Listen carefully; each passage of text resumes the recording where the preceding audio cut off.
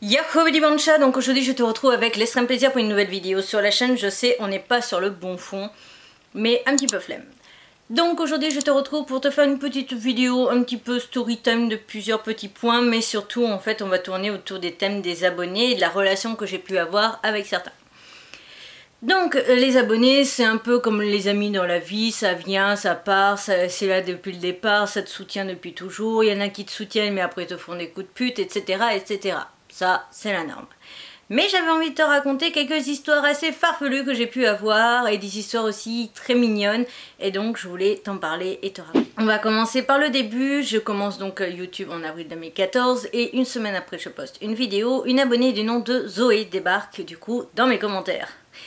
Et il s'avère que c'est la même Zoé que vous connaissez maintenant, dont je parle assez régulièrement, qui est tout simplement devenue ma meilleure amie.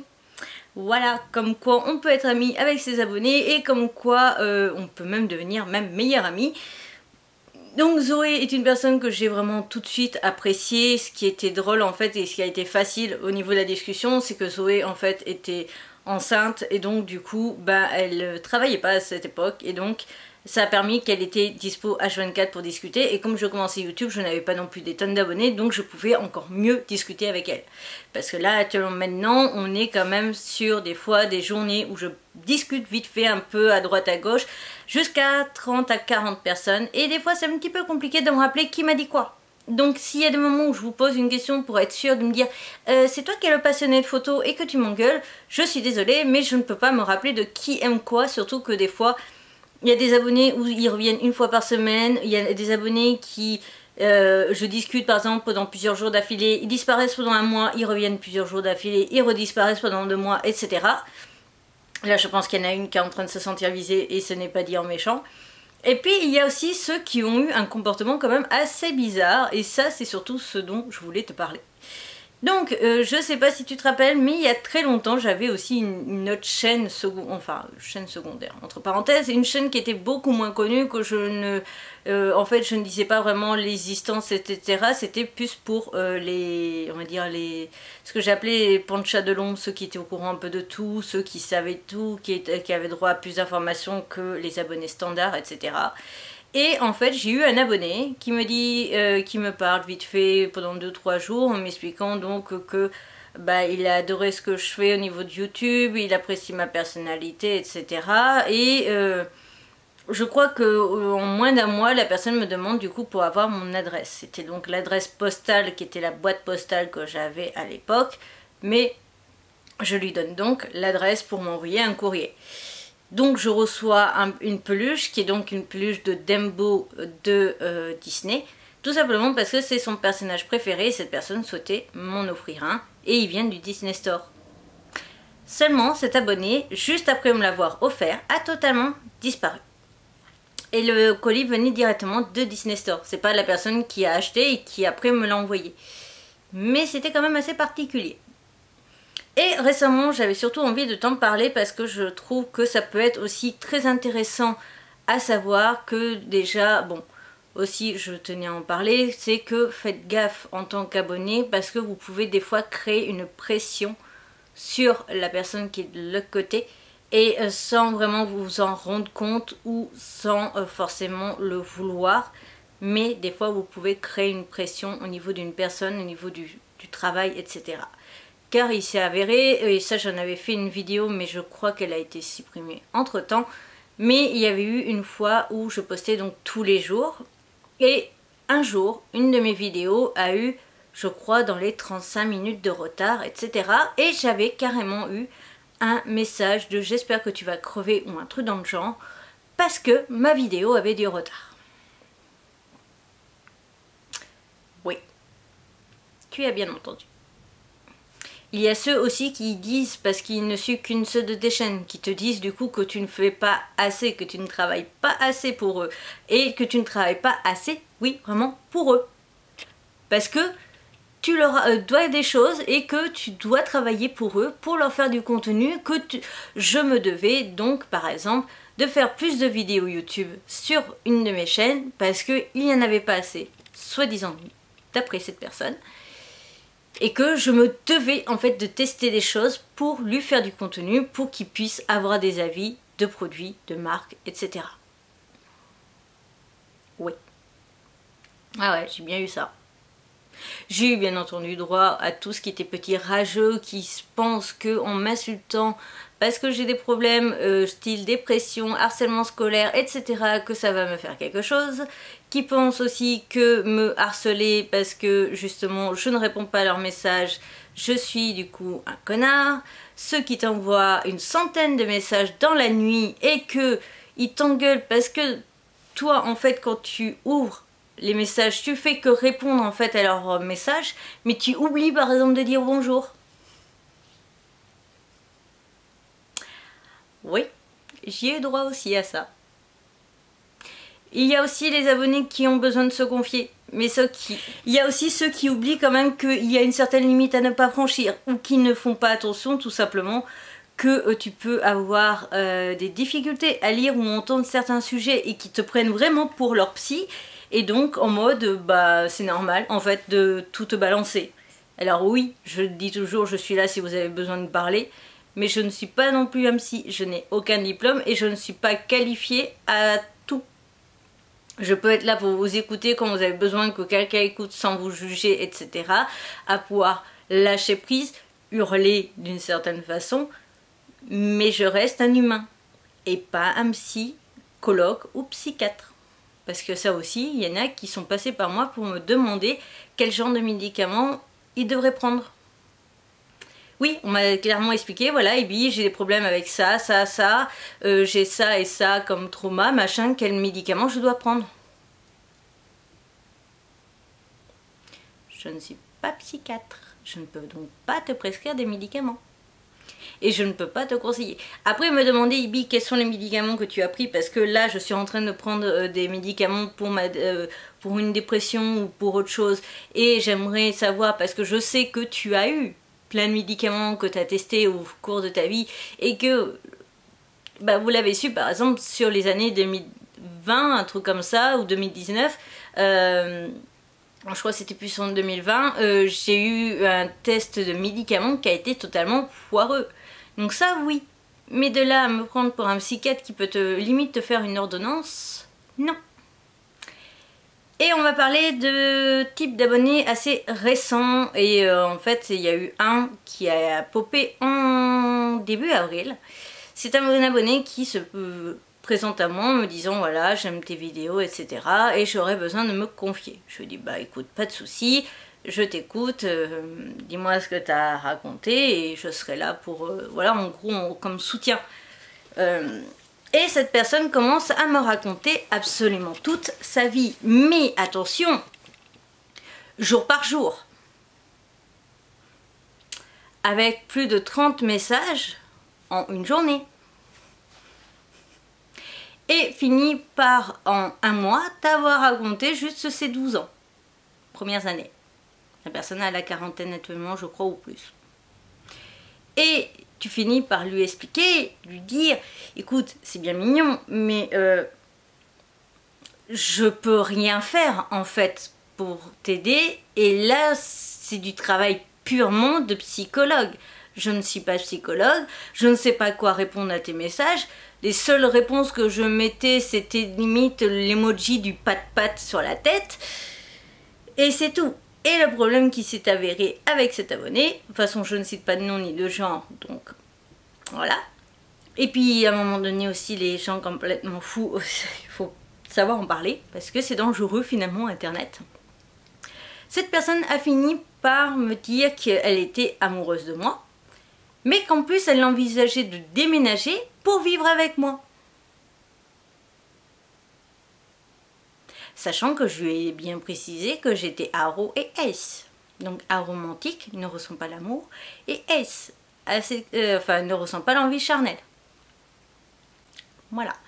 Et ce que je vais faire, c'est tout simplement que je vais le lire, je vais te lire des messages que cette personne m'a envoyés pour que tu vois à quel point des fois ça peut tourner vraiment en truc très dangereux et même très flippant.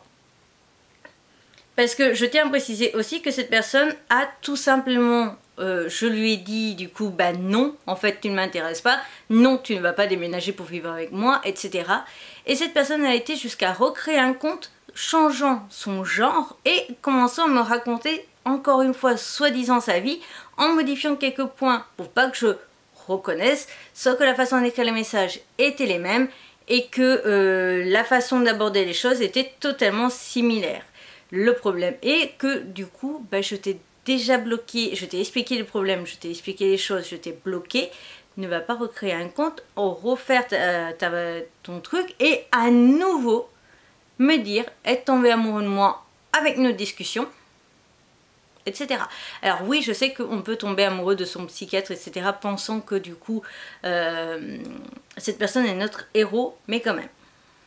Mais je vais te résumer un petit peu les choses. La personne me sous-entend donc qu'elle est tombée amoureuse de moi, que je suis la personne de sa vie, que c'est la deuxième fois seulement dans sa vie qu'il tombe amoureux d'un garçon, que sa mère est homophobe, que je suis la personne parfaite, alors que je réponds juste à la suite en expliquant bien que attention, c'est un peu comme les vidéos sur les réseaux sociaux, tu sais, Instagram vs réalité, etc. Que oui, je peux paraître par exemple intéressant à fréquenter, etc. dans ce que tu vois dans les vidéos, mais que dans la vraie vie, je suis aussi quelqu'un qui a du caractère, qui est très... une tête de gorée, quoi, en gros, et que je ne faut pas oublier aussi que je suis du signe du cancer et que je suis serpentard. Oui, ceci est un argument. Être serpentard fait partie de mes arguments de mon caractère, oui. Faites pas chier. Donc du coup, cette personne-là, après, me dit très clairement qu'elle est tellement amoureuse de moi que ce n'est pas grave parce qu'il m'aimera suffisamment pour deux. Oui. On est un petit peu à l'époque du Moyen-Âge où on se mariait avec quelqu'un, on n'était pas amoureux, mais c'était bon pour la famille, etc. Cette personne-là a aussi insinué après être capable de vouloir tout vendre de ses affaires, etc. Même s'il n'était pas riche, pour pouvoir venir déménager et faire de la colocation, entre parenthèses, hein, colocation, sauf que amoureux de moi, et faire une colocation avec moi sur Bordeaux. À quel moment en fait je peux placer ce que j'ai envie ou ce que je n'ai pas envie? Parce que là, la personne m'impose son amour, je lui dis que je suis aromantique et ici, donc ça va être un petit peu compliqué tous les deux. La personne donc prétend vouloir absolument tout revendre pour déménager sur Bordeaux et faire une colocation avec moi. Je n'ai pas envie de faire de colocation avec qui que ce soit. Voilà. Ou alors une pote vraiment qui me connaît de A à Z et en qui je peux avoir totalement confiance, avec qui je peux être totalement moi, aka Zoé et Sam. Peut-être Luffy. Mais Luffy avec son caractère ça collerait pas. Mais voilà, donc très clairement, voilà. Et donc ça a été un peu plus loin aussi au niveau des détails, etc.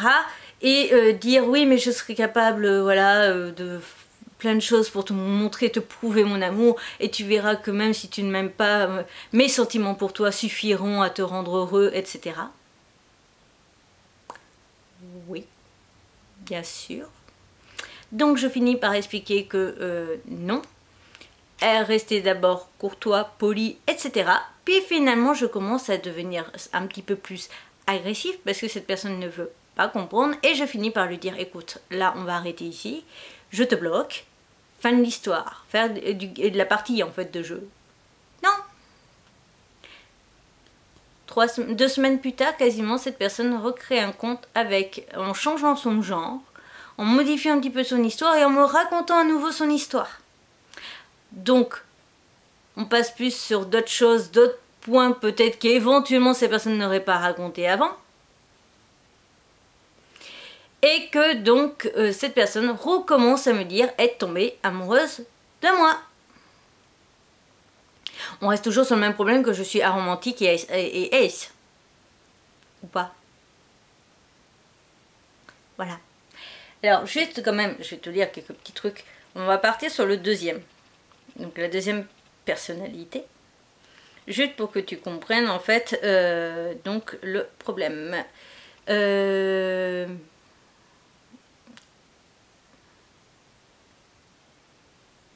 Donc, en fait, je l'avais bloqué directement quand j'ai bien compris que c'était lui, cette personne. En fait, je l'ai bloqué.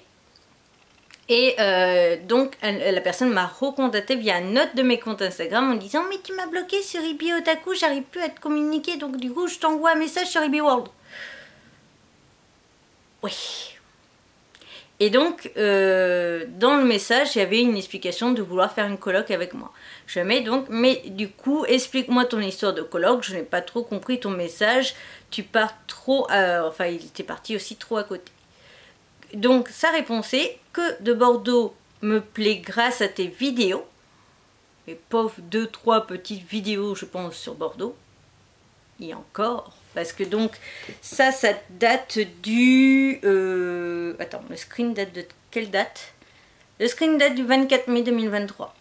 Voilà, donc j'ai pas beaucoup montré Bordeaux hein, en vidéo, je tiens à préciser.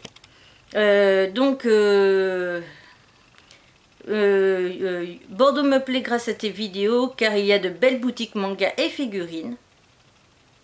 La vidéo date de 2019 sur les boutiques manga et figurines et que au final faudrait que je refasse cette vidéo Otaku France Tour parce que très clairement il y a des boutiques confirmées.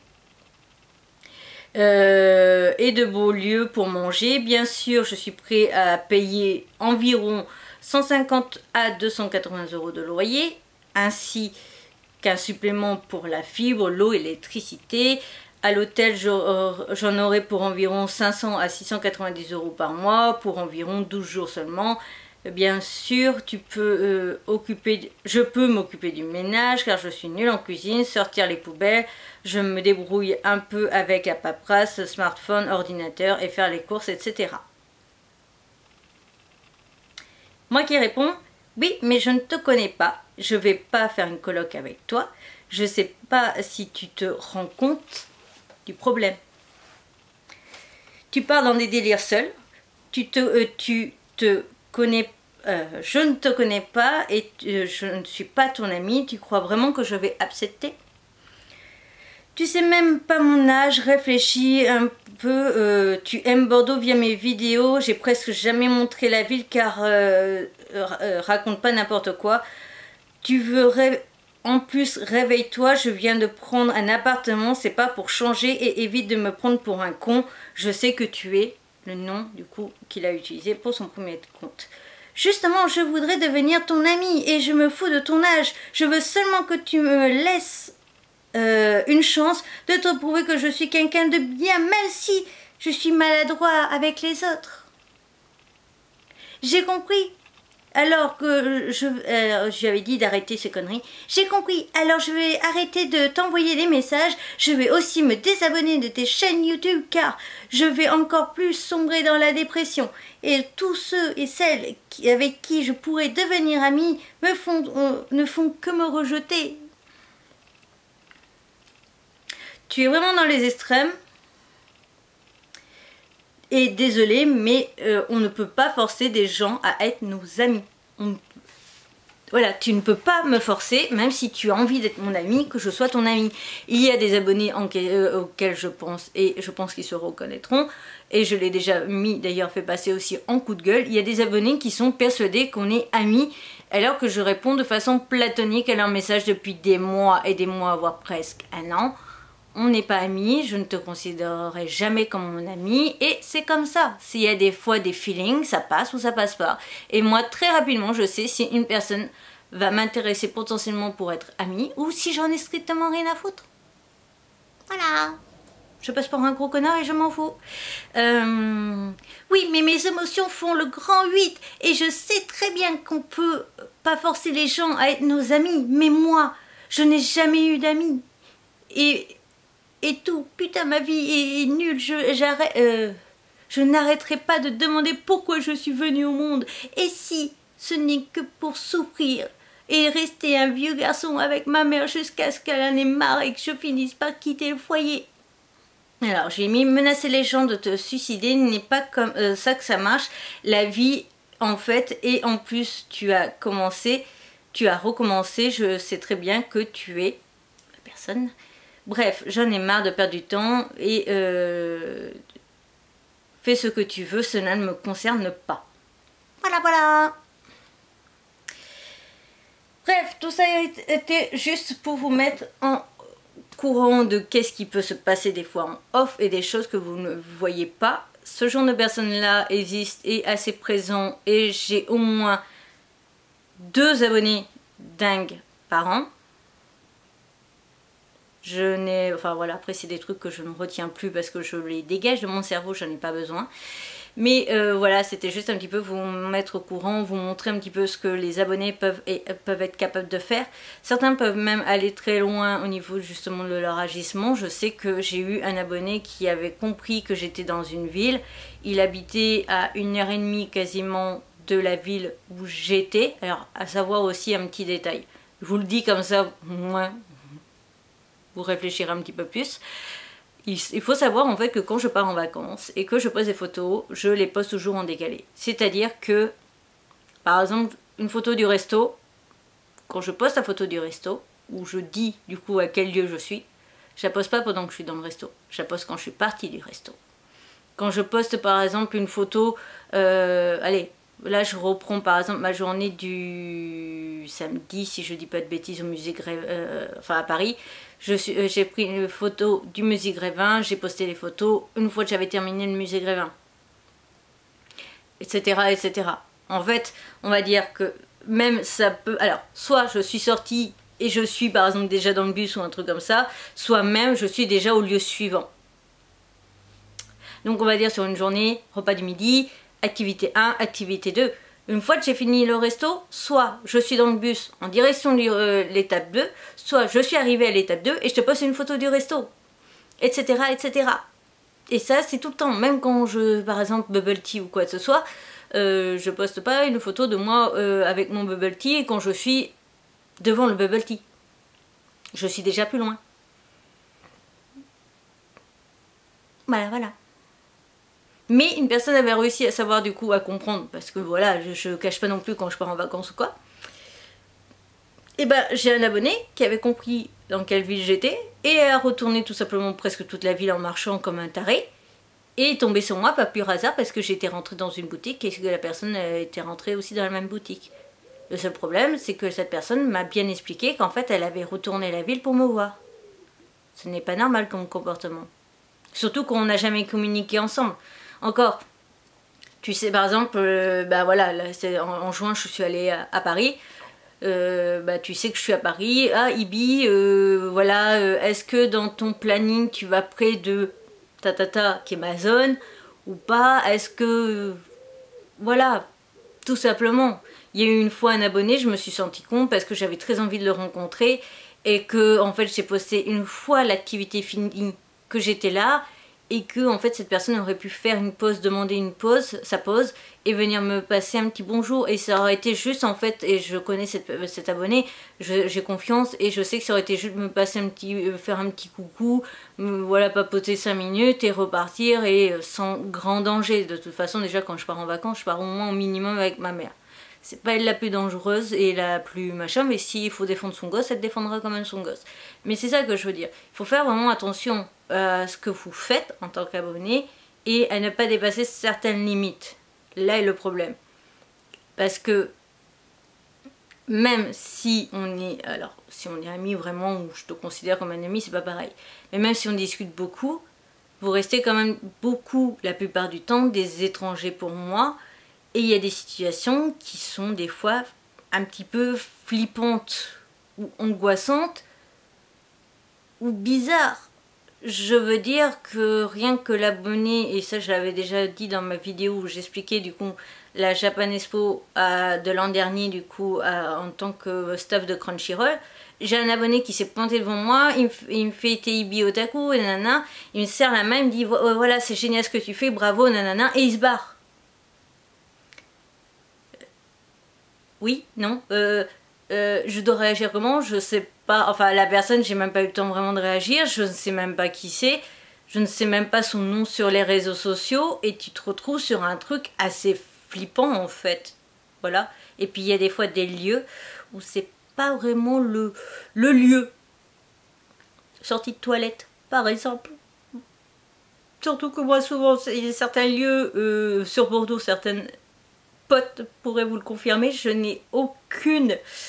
je suis pas une personne qui sait s'imposer. Et il y a des endroits par exemple où t'as la femme de ménage qui te dit en fait où il faut que tu ailles. et que moi, eh ben, j'arrive pas à m'imposer, à faire comprendre que je suis un homme et que je dois aller à droite, la bonne femme me dit toujours d'aller à gauche.